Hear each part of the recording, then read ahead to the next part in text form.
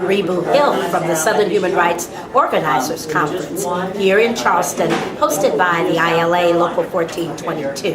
For 3 days, we're going to be here discussing critical issues affecting workers in the Southern region, their right to organize, their right to live and work under decent, humane conditions, their right to a contract, their right to bargain. We're going to be here all weekend long. We start with a press conference this morning at 10, and we end on Sunday with a wrap-up and a discussion about going forward.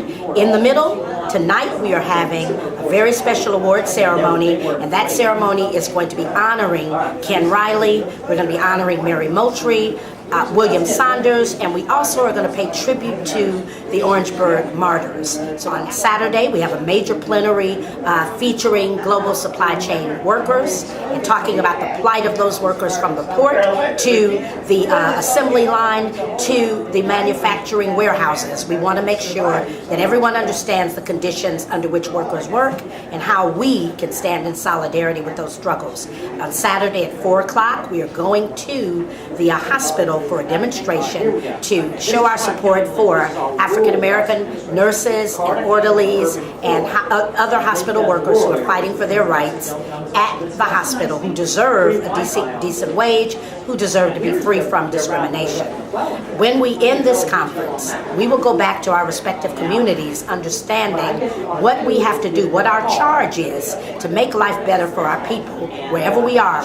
We will be stumping all through Charleston, making sure that everybody knows about the conference, making sure everybody understands what it is that we're trying to do with us. This conference has been running since 1996. We started in 1996 in Oxford, Mississippi, and every other year we have met in a different southern city. 2 years ago we met in Birmingham. This year we are meeting in Charleston. I would like to just thank ACH Productions for having us to speak to you this morning, these few words. It is so important that progressive media captures our stories, and we really appreciate that. It's significant, and the timing is perfect because this country has gone through a bitter election cycle. Let's have a good conversation about all the ills that we're struggling with, and a more important conversation about what we do about them, about how we organize, how we network to make a difference in this local community as well as this country and internationally. Because everything we deal with now it's a global phenomenon. This ill treatment on our job. How do we help feed the hungry? How do we organize to just be a benefit to our community? But we are going to, I just know that we're going to be empowered. We're going to share victories. Talk about struggles, but we're going to share victories and plan how we change Charleston, how we change this, we call it the global South, how we change this country, how we move it in the right direction. We're going to call on a few people to sort of talk about why it's important for them to be here, and we're going to let them tell you in their own words. Miss Virginia Lewis, she's and she can introduce herself. Come up, Virginia. She's an activist in the Charleston area and well known as part of youth, retired. Miss Virginia Lewis. I want to thank Schwab people for coming here, even picking our site as a place to have a conference. We need it here. We are in Charleston. We need this conference here. And as a small business owner in the taxi business, you can imagine how invisible we are as far as power. To have Schwab come here and help lift us up, to make us feel like we are a part of the economy, we are a part of labor, our business is important also. I love you, Schwab. Please come back again and again and again. Thank you, Virginia. I'm going to ask another Charleston native, but he's very active in that campaign to organize the poor truckers.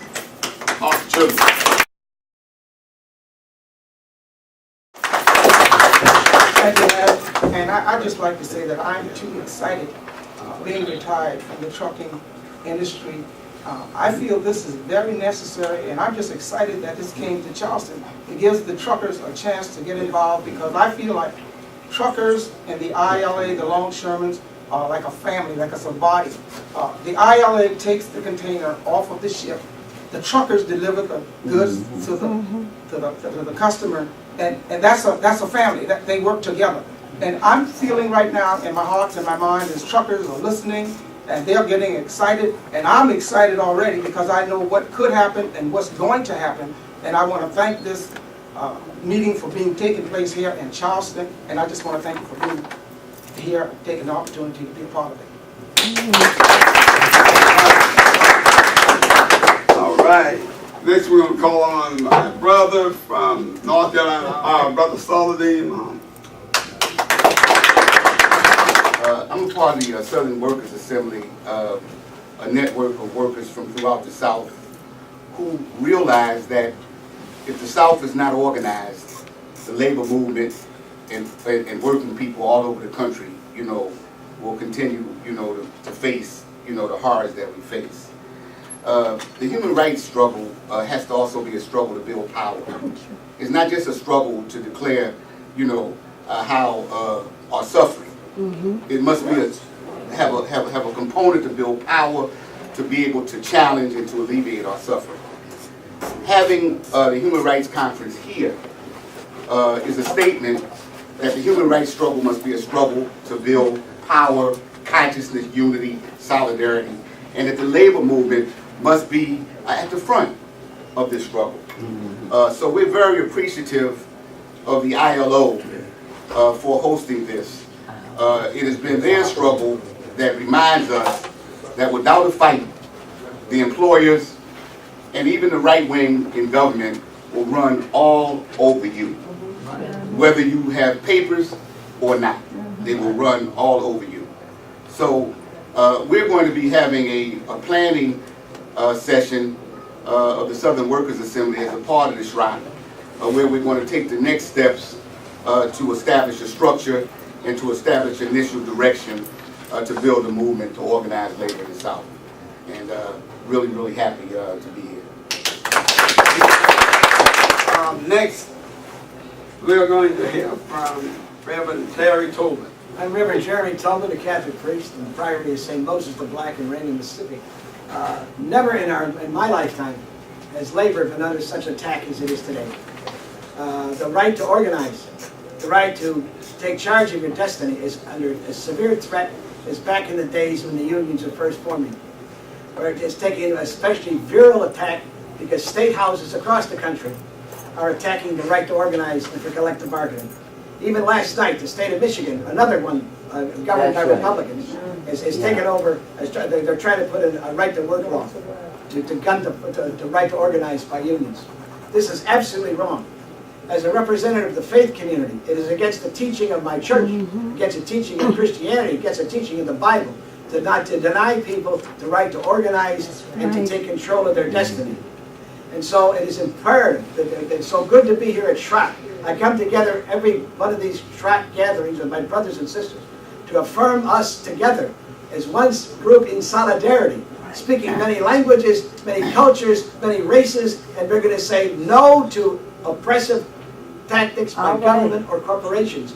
We're going to say no to taking away our right to organize. We're going to put pressure on Haley, Governor Haley here in South Carolina, and Governor Bryant, Mississippi. We're going to sit on him, we're going to fight, and we're going to say no more. I've gotten stronger already. All right. Praise the Lord. Latoya Lewis, stand with dignity. Stand with dignity. Like everybody else, I'm excited to be here. I'm from New Orleans, a branch from the New Orleans Workers Center Racial Justice, and I'm a member of Stand With Dignity. And we also happy to be here. We've been also building a campaign to fight for dignified work in New Orleans. And I'm excited that there's so many different faces in this room doing the same thing. And I'm more than happy to build as much solidarity as we can. Thank y'all. We're going to call and help me with this, Steve Walker. All right, come on, Steve. Hello, my name is Stephen Huerta and I am from San Antonio, Texas. I represent the All of Us and None organization. I'm also a member of LULAC and a very proud member of the NAACP chapter of San Antonio. Why we're here is because we're taking part, and I believe what's going to be recognized in the future as one of the greatest historical, political, and evolutionary human changes that are occurring, not just in the United States, but throughout the world. Because it's about empowering, like the Reverend said. We need to build power within our collectiveness so that we can raise a tsunami, human tsunami, that will do exactly what the same tsunami of water does, and that is destroy everything in its path. Because we will no longer remain silent in what has become the obvious act of human and political treachery in a country of so many democratic values. And so I'm very proud to be here amongst you as equals, as a fellow man, as a fellow citizen of our world, far beyond my national citizenship as an American.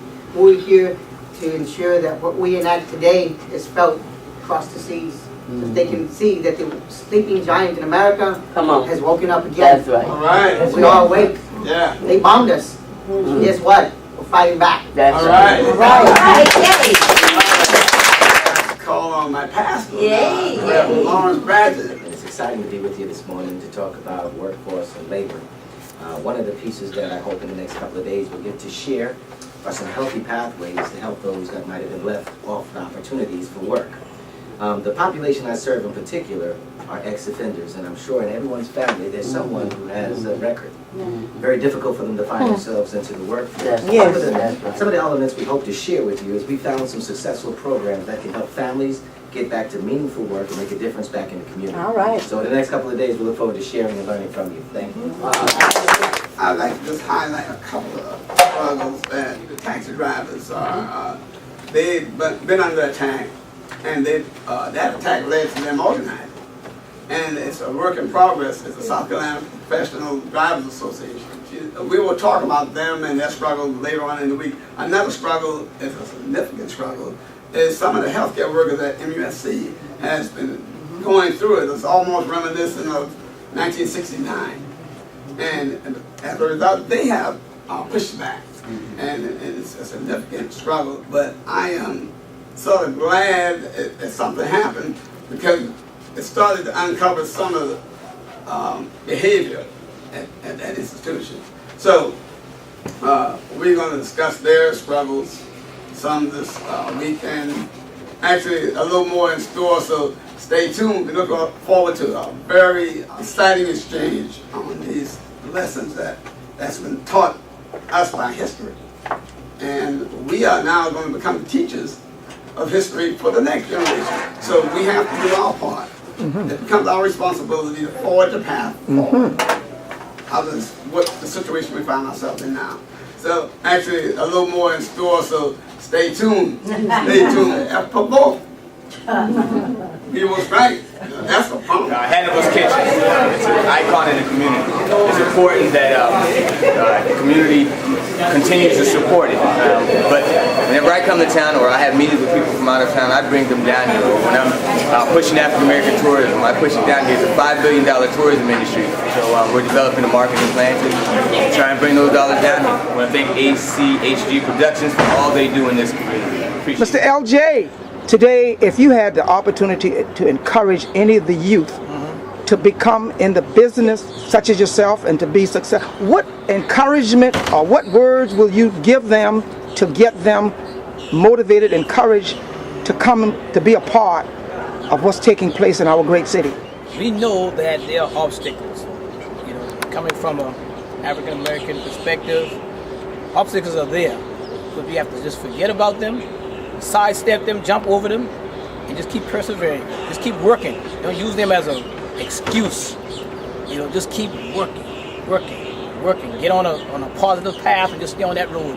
You can't jump all over the place because the old folks tell you, Rolling Stone gathers no more. Oh boy, you preaching now. And every time you move, you lose.